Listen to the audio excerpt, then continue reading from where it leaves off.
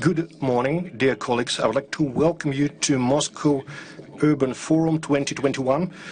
It's in a mixed innovation forum this time due to the circumstances, and my name is Vadim Pokotilov. I'm partner with McKinsey and Company, head of the expert group for tourism, transport and logistics in Russia and the CIA. And here we have Roman Latipov, first deputy head for strategic development and client work of the Moscow Metro State Unitary Enterprise. Vadim Izotov, senior vice president of VTB Bank. Alexander Vysotsky, director on GR and corporate relations of Yandex.Go. And online we have Alexander Reynagel, managing director of Vienna Transports, and also Sampo Hietanen, founder and CEO of MaaS Global. The point of our today's discussion, and I would like to just set the framework on how we see the role of MaaS in the city and on the transport in particular. It's no secret that the goal for most cities is comfort for the residents, and the key factor is developing the transportation system. And in 2018, we developed a report comparing 24 cities, and later this year the report will be updated. We will compare 25 cities.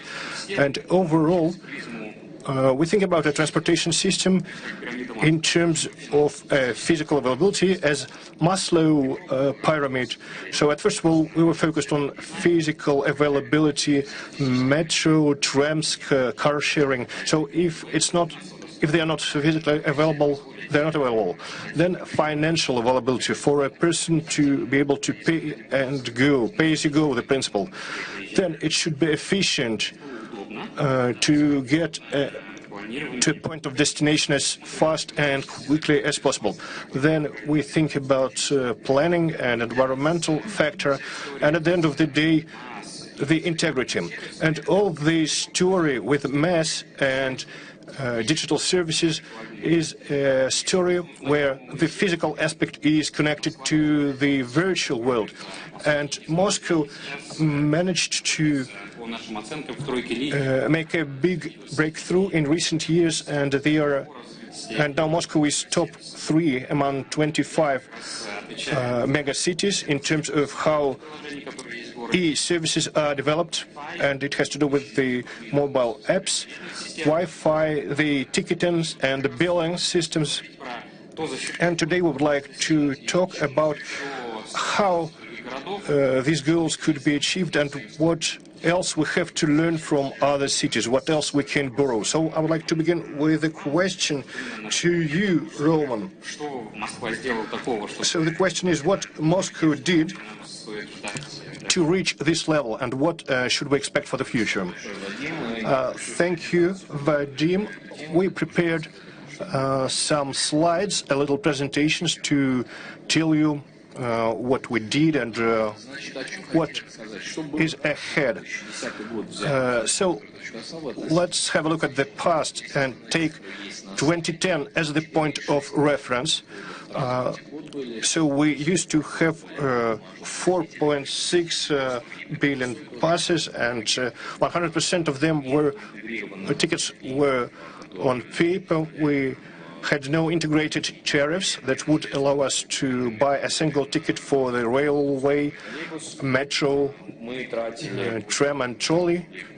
We were spending over 3 billion rubles per year per paper blanks, because it was presumed that a single ticket was more profitable compared to multiple pass ticket.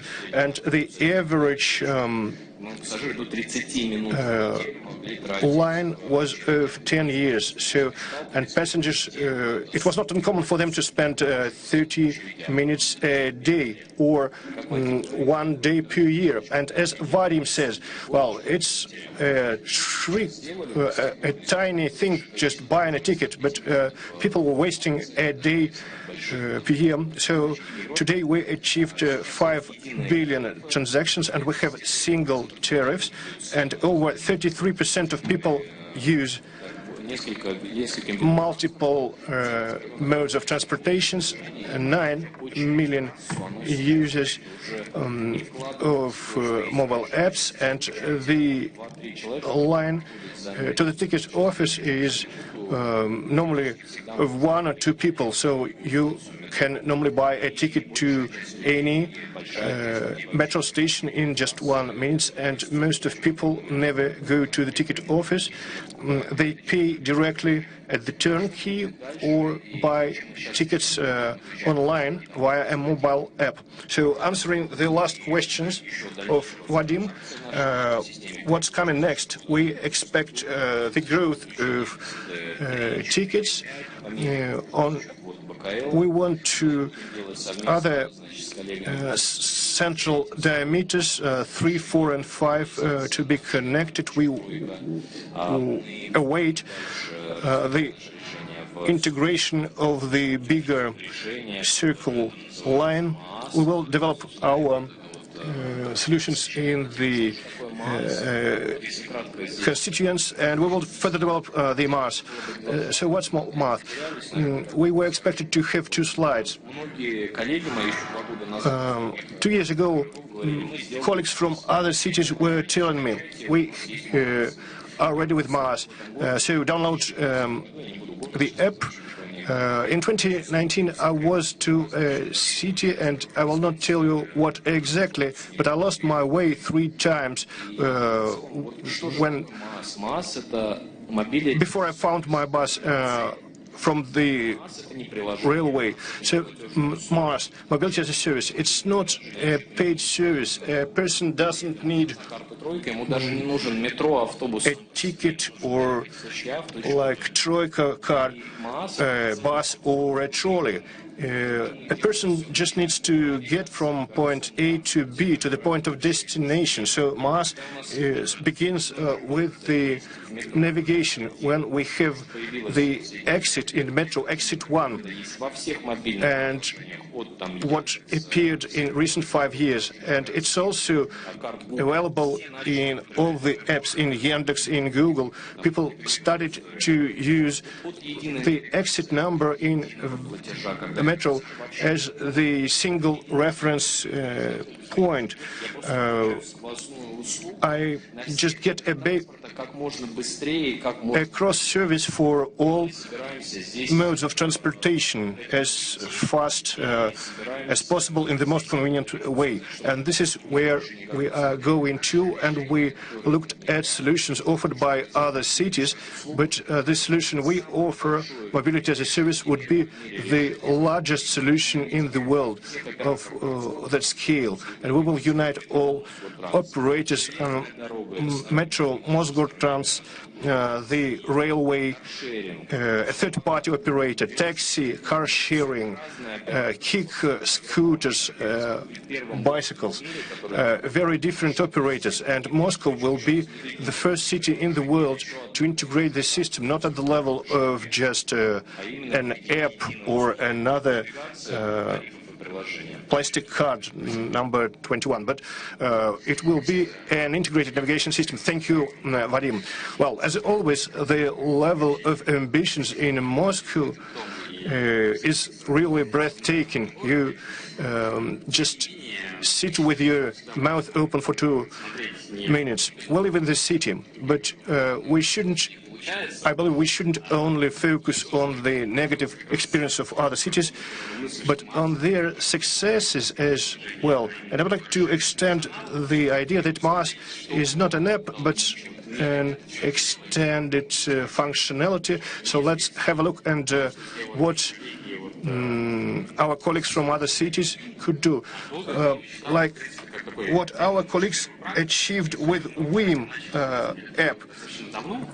It used to be considered as the one of the best world practices in Helsinki city, and now we can have a look at the results, because we still have similar results ahead. So, Sampo, I would like to ask you two questions. Number one, could you please tell us a little bit about WIM app and what was the effect of its introduction in Helsinki city? And question number two is the most challenging question: integration of different stakeholders legally with their different legal systems into one app. How you managed to achieve it in Helsinki, and was there any legal platform developed there? It will be very useful to hear your opinion. Thank you. Thank you very much. Здравствуйте. I'm really sorry that I cannot be with you in beautiful Moscow. I long to be there. It's been a while since I've only heard good things about the development. Moved on.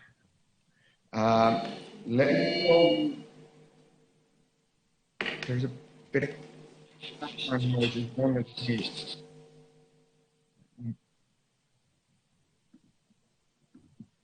All right, I hope you can hear me still. So let me show you a bit about what happened in Helsinki. Of course, much smaller city than Moscow, but it's a nice playground to try these new things. So my name is Sampo Hietanen. I'm known around the world as the guy you can blame for the concept of mobility as a service. Now it sounds really nice, but believe me, in the year 2006, when I first started talking about this, it wasn't really a big thing. But let me try to answer to the questions of legal and also the task that we have at hand.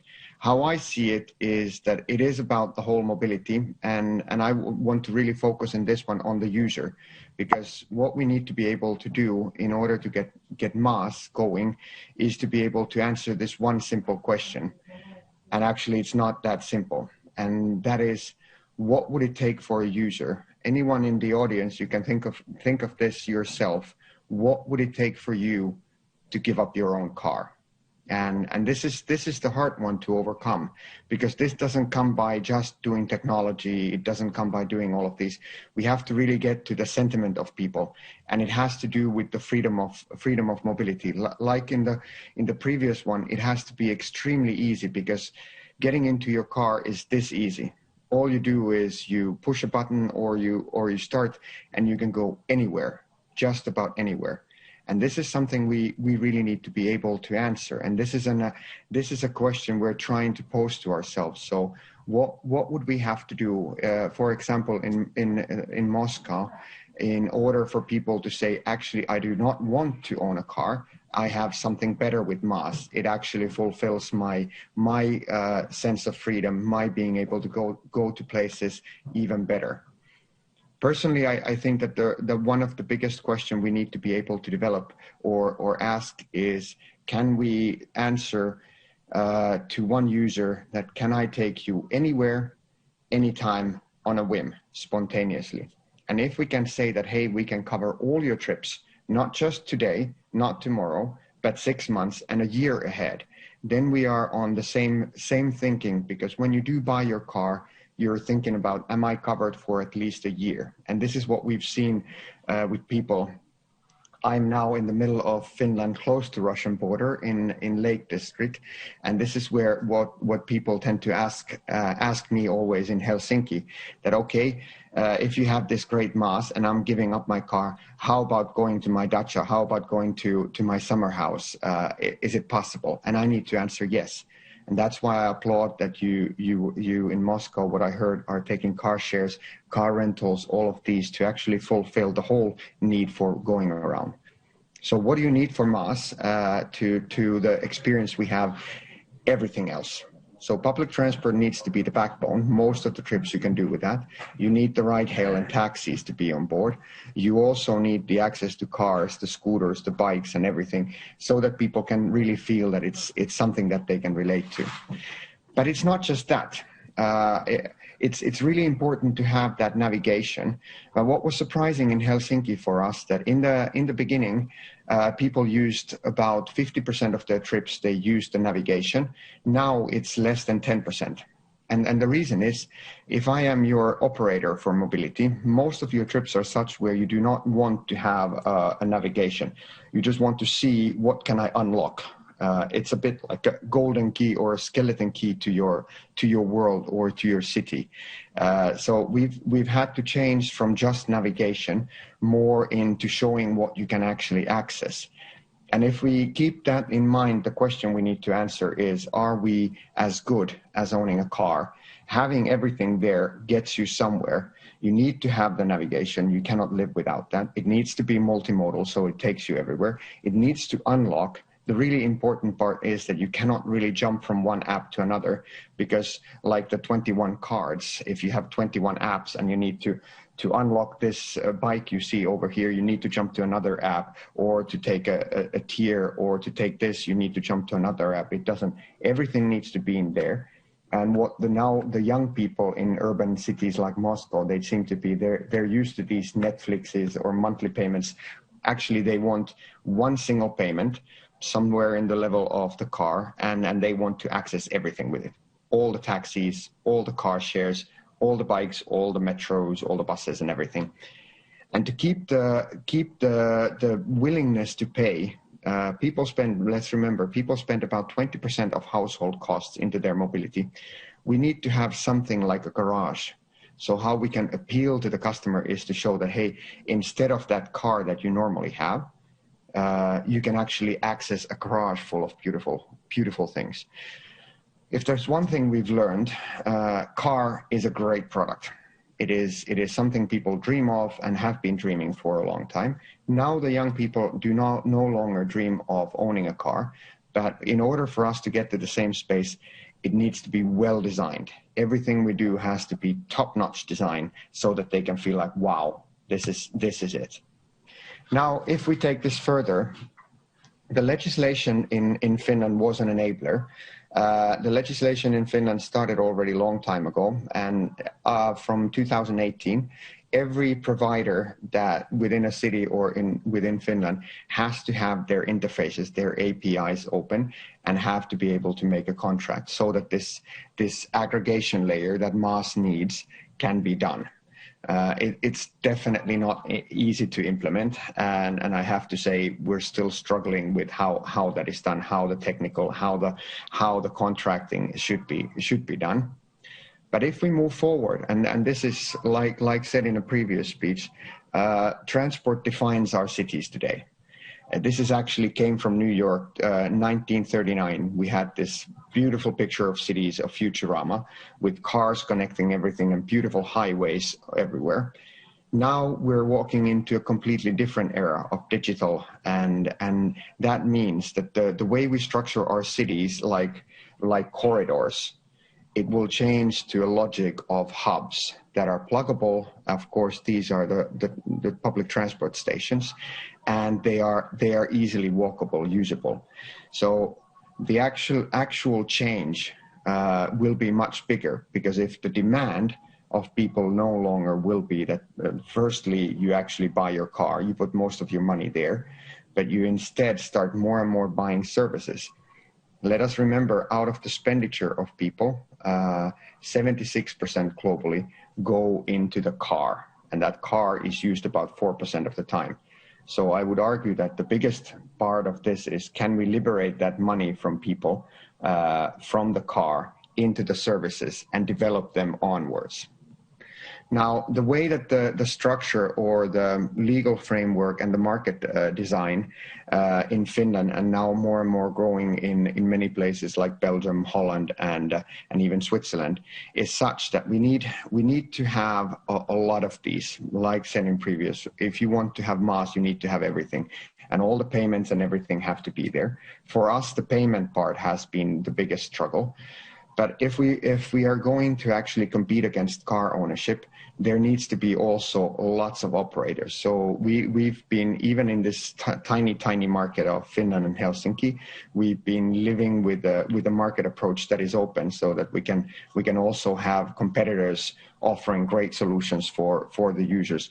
And in Antwerp, where I think that the market evolution is furthest at the moment, we have 5 or 6 different competitors, and it actually is good for us, because then it's easier to sell to the end user something completely new, comparing this with your car, but then you have a lot of options, so the market grows quite nicely in there. Now, you asked about what the findings are. We are really early, and I wouldn't say that what is in Helsinki is even at the level that I see the ambition in Moscow. You will probably pass the quality level really fast. It's too small of a market for many of these things. But still, we see that for WIM users in Helsinki, 62% of them use it for all travel needs. And this is really important, because then if you can be on top of all of this, you're really serving the consumer, and then you have chances of converting them to this, which is that out of the responders, and let's remember this is really early days, have said that they have either 24% of users have either been able to avoid buying a car or getting rid of their own car. And I think this is eventually has to be the end goal, because if we cannot still compete with the dream of the car, it's going to be struggle and, let's say, minor steps all the time. As a transport engineer myself, I'm actually quite amazed by these figures that we've gone already so far.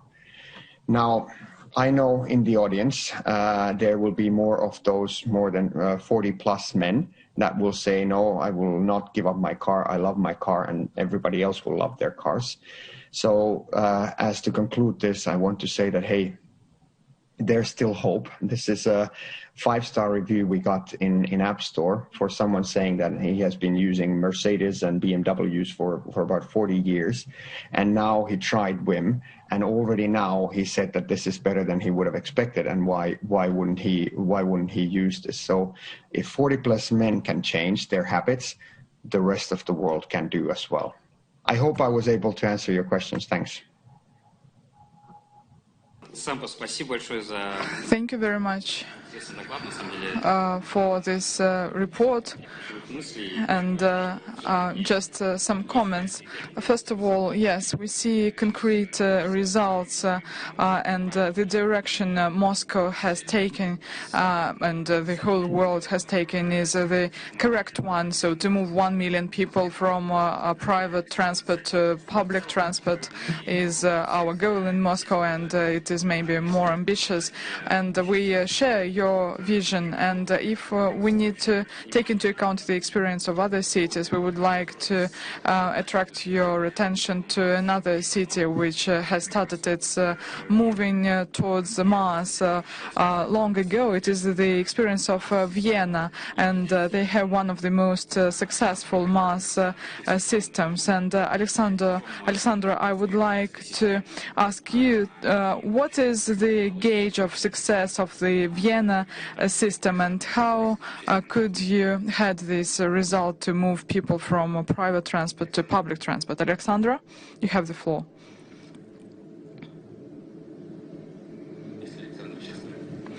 Alexandra, are you with us?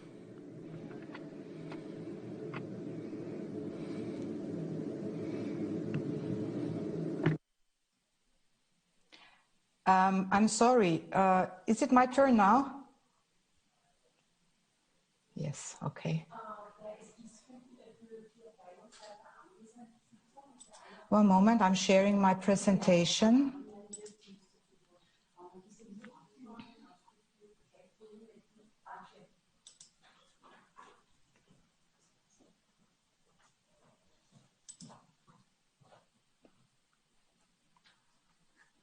Okay.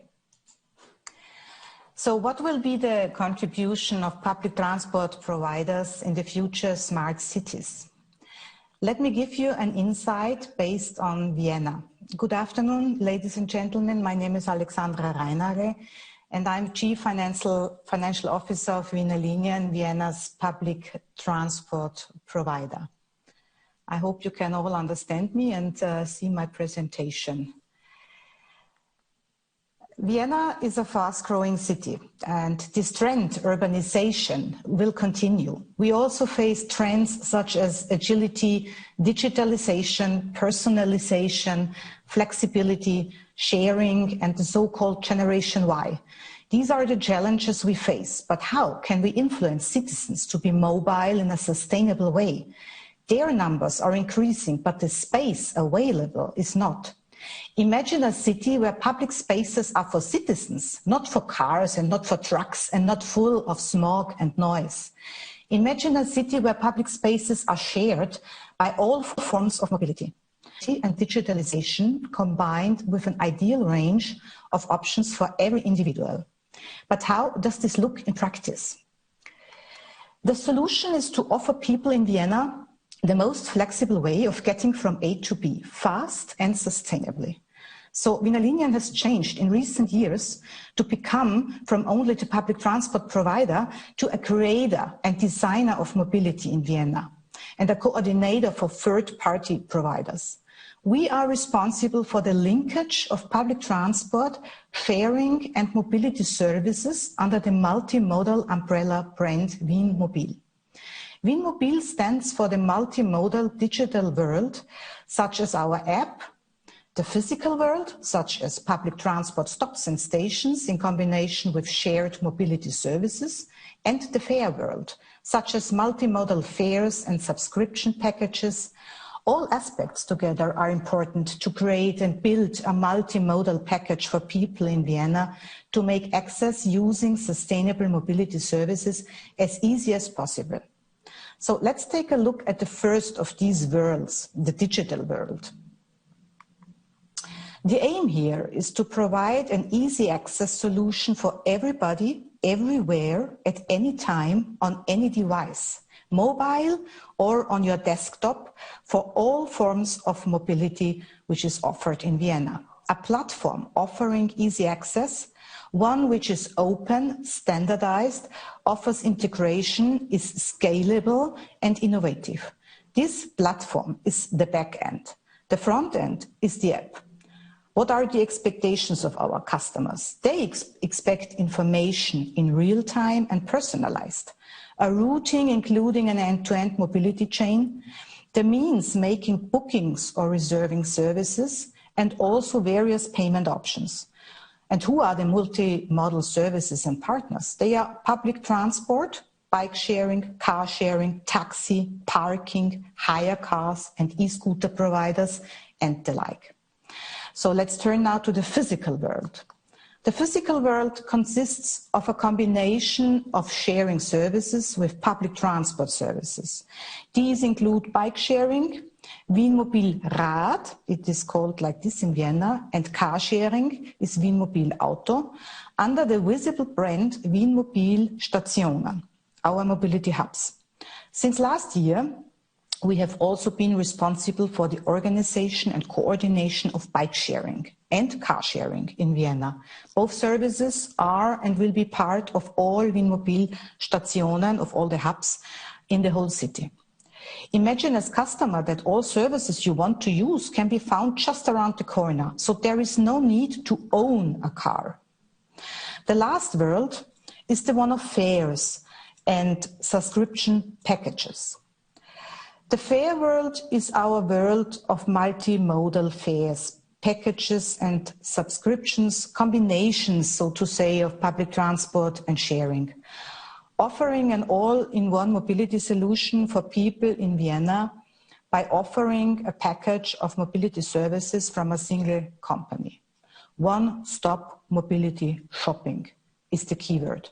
Imagine buying a ticket for public transport together with minutes or hours of time to use a car-sharing car or a bike, or minutes to travel by taxi, and paying a fixed amount for everything in a single transaction once a year. The result is you would be able to use any service you like without worrying about prices, tariffs, or buying tickets. This is what urban mobility should be in the 21st century, in our opinion. Commercial mobility management begins at the source of traffic, at employers. Commutes to and from work are the third largest category in terms of journeys and account for nearly 20% of all journeys in Vienna. Companies have a major influence on commuting through the selection of their premises, the infrastructure available, for example, parking spaces, and the mobility options offered to employees.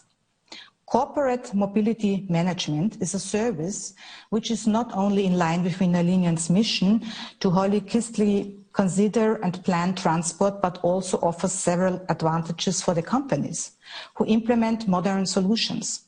These, for example, include an improved access to company premises, greater employee productivity due to more efficient commuting and by promoting health and the convenience by supporting active mobility. A very big issue nowadays, reducing carbon and other emissions. Companies will act as a role model and increase the attractiveness of employers, which is very important to get a good employer branding. Reducing infrastructure costs, for example, due to fewer on-premise parking spaces needed. So at the end of the day, what is our ultimate goal? The aim is for public transport providers to become the Amazon of mobility, the coordinator. The heart is and will always be the public transport services, in other words, buses, trams and underground lines. And in addition, we connect this heart with the sharing modalities and organize the hubs, both analog with the WinMobil stations and digital via the app. That is the mobility, I think, that cities of the future will need. So that brings us to the end of this short presentation, and I say thank you very much for the invitation to present here. I'd like to thank for your attention and look forward to your questions. My final message for you is simple. Solutions like the one in Vienna are the future of urban mobility and the secret to smart cities for smart people.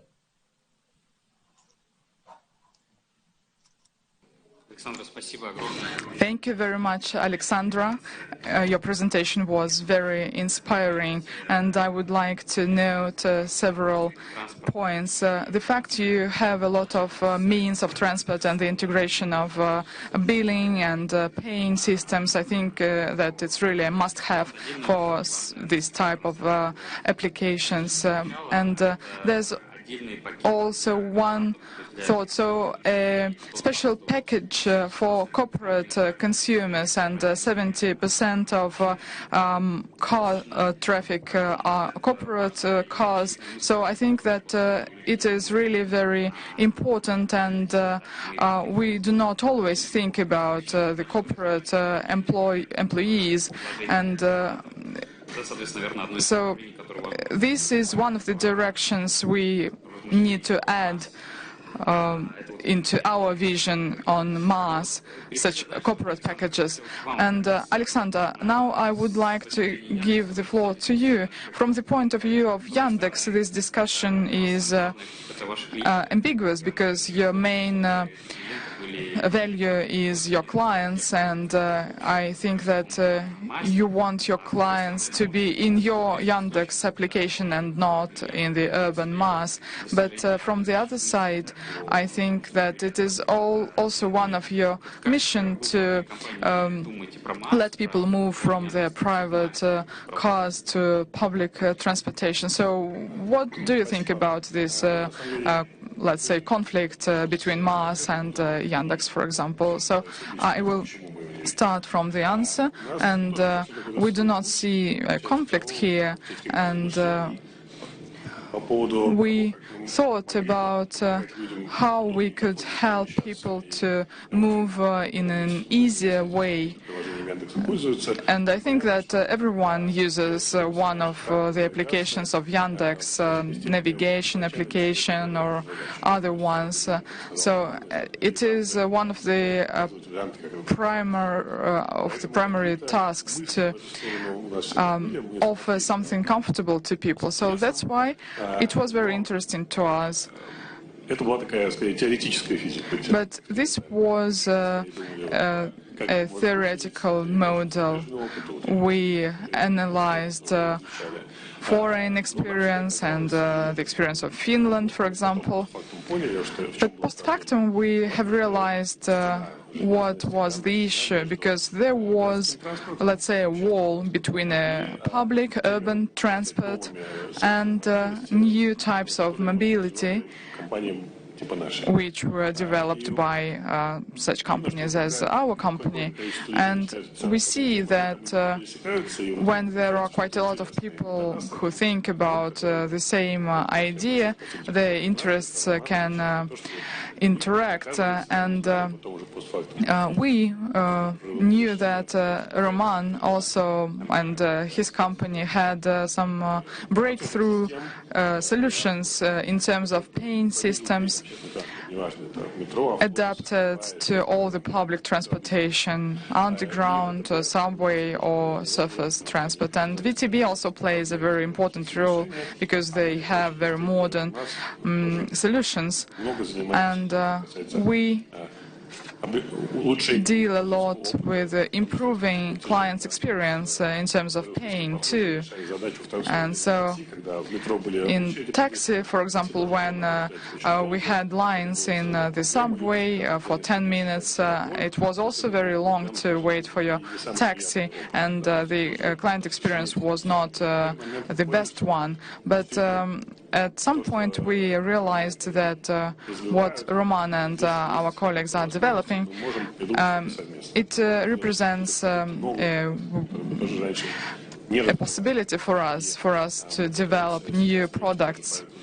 So now we are thinking about this together, and we are also a part of this global project.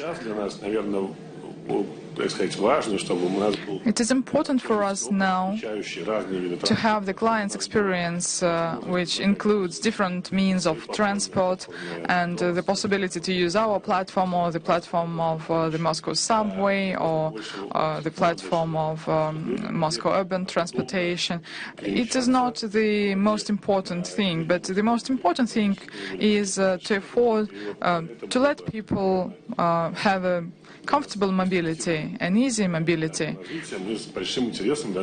And for us, these domains are quite new, and we are implementing new solutions practically each day. Thank you very much. Thank you, Alexander. I'm glad to see that the ecosystem of Yandex and our urban ecosystem are not counteracting but are cooperating. And I think that the essence of this cooperation is the paying system. And if we talk about such payment systems, I want to give the floor to Vadim. What do you think about such products and their integration into MaaS? I just thought, and I remembered the way transport used to be in early 2000s and even in 1970s.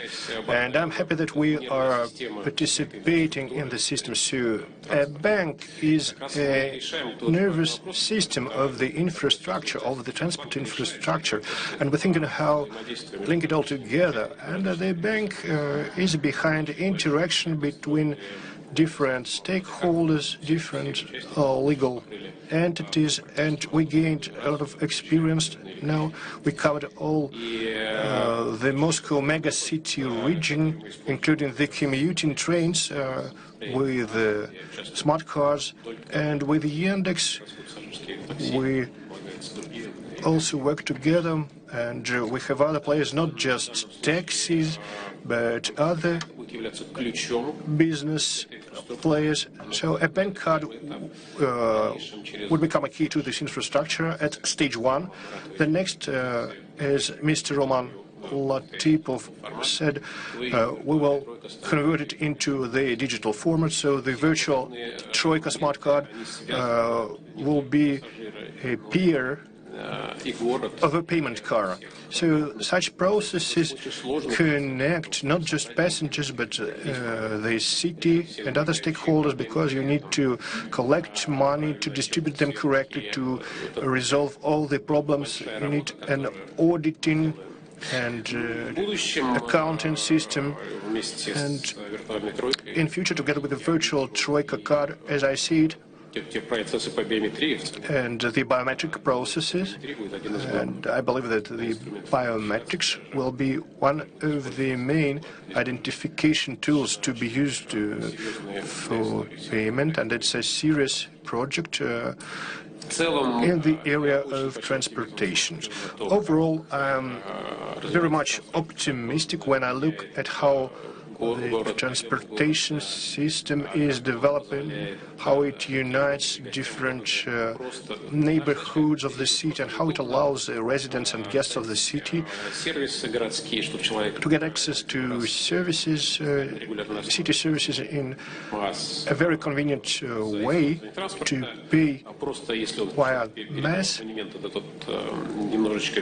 If the multiple pass ticket is purchased, it should work on the pay-as-you-go principle, and colleagues compared their project with Netflix and Amazon, but I hope that in future Moscow Transport would be the flagship, the reference point for other world cities. Absolutely. Thank you. Thanks for this inspiring input. Well, at least in Russia, many compare their systems with the Moscow transportation system, and the ambition would be to take Moscow system to the world level. I would like to suggest to ask questions to our international speakers or to each other. That's a good opportunity. Thanks to your discipline in the way you presented, we still have time for Q&A. Roman, I have a question to Alexander. So we heard from Sampo what's being done in legal area in Finland, and my question would be, if at the level of Austria or Vienna there are some things you do in legal area, or is it more about business and commerce that other types of transportation and their operators join the system? Thank you, Alexander.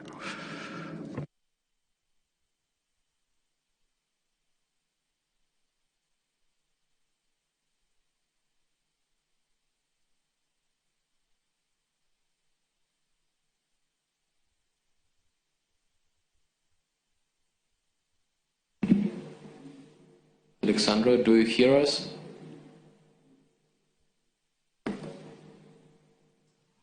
Yes, I can hear you now, but I'm sorry, I didn't realize that you were asking a question to me. Can you repeat it?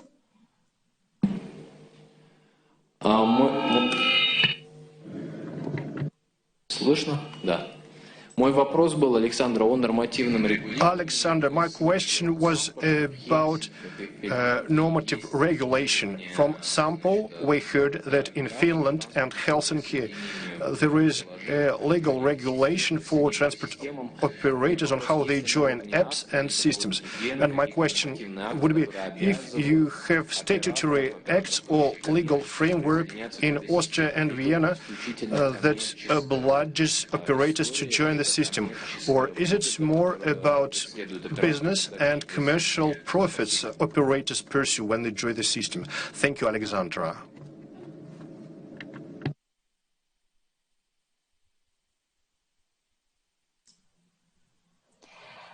I'm sorry, I'm not sure if I understood the question correctly. In Vienna, I'm speaking for Vienna, we are the public transport provider which offers buses, trams and underground lines. From one hand, we offer the whole network. And what we are doing now is combining all other forms of mobility to offer people a mobility chain. So if you want to use a taxi, for example, or a car sharing or a bike sharing, you can do it. You can do the information and the form. We founded a subsidy, which is a small company called Upstream, started as a startup, and they developed the platform and run the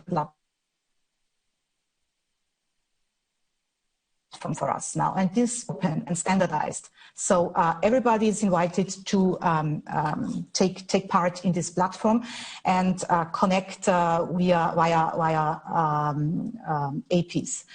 APIs to our information and booking system. So this is open, as I said, and standardized. And we are at the moment looking for a bike sharing provider, also for car sharing. These are the new forms of mobility which are not run by us.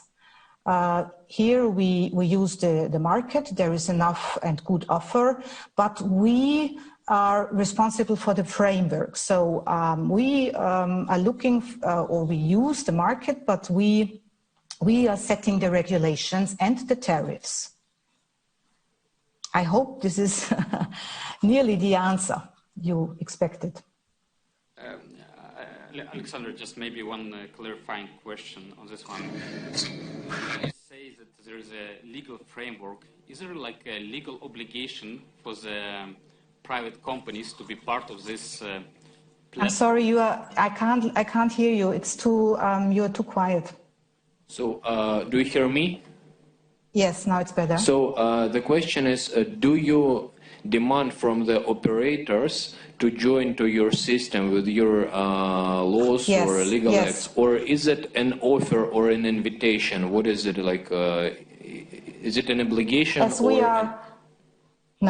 are the coordinator and we are doing the tenderings, this is very necessary that they are taking part in via our platform. So yes, they have to do this.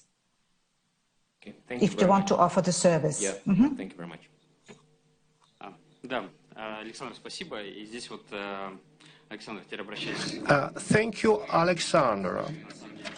Now, I would like to ask you, Mr. Vysotsky, in cities like Helsinki, Vienna, which are focused on MaaS form, so it's not a possibility, but it's a legal requirement to become part of the system, to get integrated with AP as a payment system, and we don't have that law in Moscow. What would be your attitude if it would be the case? I would like to correct you. In Helsinki, there are some regulations in this area, but to extend on how the two platforms can develop, one concept is a competition between different MaaS operators, where the winners should be those who offer the best competitive solutions, like in case of Singapore or Helsinki. The otherwise is choosing the most efficient approach. And the experience shows that if a solution is efficient, it will enjoy popularity, and the business will use it. Otherwise, No matter what you offer, business will avoid it. So that would be the starting point from me. It all depends on demand. And we have very few practices globally. We are at the end of the path, and let's see what concept will win at the end of the day. But anyway, for us, it's very interesting to be part of the process. It's a check of the hypothesis in practice, and here together with the Department of Transport we have a common opinion. We would like to understand if the hypothesis will be useful, and we would like to offer a service that would be as comfortable as possible to get the proof we need. Thank you, Alexander.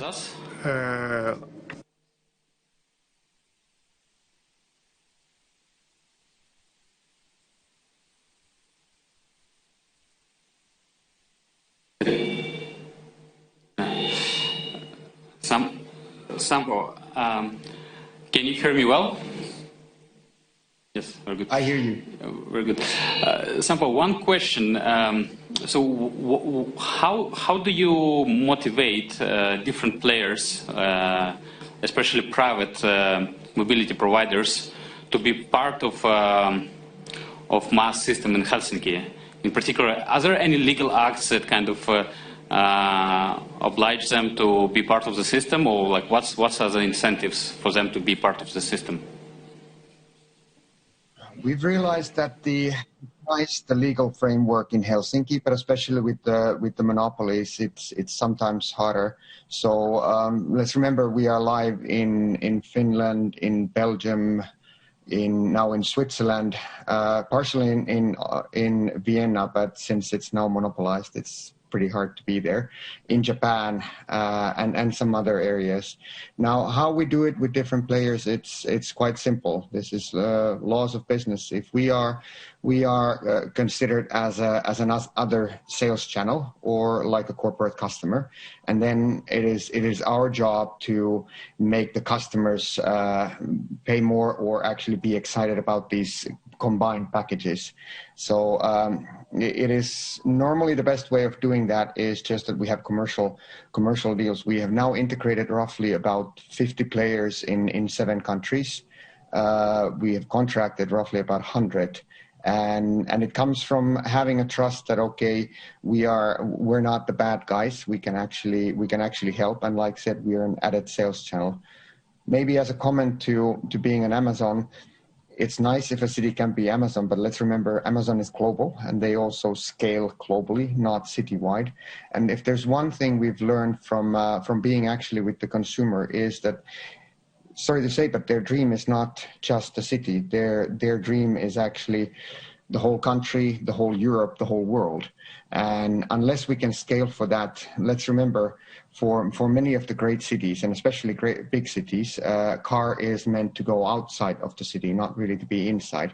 And I'm really worried because I get a lot of requests from the big cities can actually function and they can do this themselves. But what about the medium-sized, the smaller cities? Because the citizens of those cities also deserve MaaS solutions, and they will not have the power themselves to become the one and only service provider. So I think there's a lot of these that we need to think about further ahead. What kind of markets do we want out of MaaS, and what will the users actually, what will appeal to the users? Did I answer? Сампо, спасибо большое, очень. Thank you, Sampo. A very useful and clear reply. You are saying that you are channel sales for your mobile app, and that's the main incentive for them to be part of the platform. That would allow them to attract more and more customers. Look, so if we don't have more questions, I would like to draw a conclusion for our session. A number of statements. Number one, MaaS is a priority for developing most cities, not just big cities, but also medium-sized and small cities. the trends are for integration many type of transport into one system, and the need is to integrate the payment system from Yandex Maps to Google, and it's essential to integrate a number of operators, including car sharing, bike sharing, public transportation, and the solution should be seamless for the passenger. And we have a number of dilemmas, whether you need to oblige everyone to join the system legally, or you should rather attract them commercially, and there is no single solution, as we can judge by example of different countries. And the second dilemma is whether you should develop a good solution for one city, or rather proceed with a scalable solution suitable for other cities in the world. So those are the challenges, and we don't know where we would find ourselves in 5 years' time. Thank you, dear colleagues.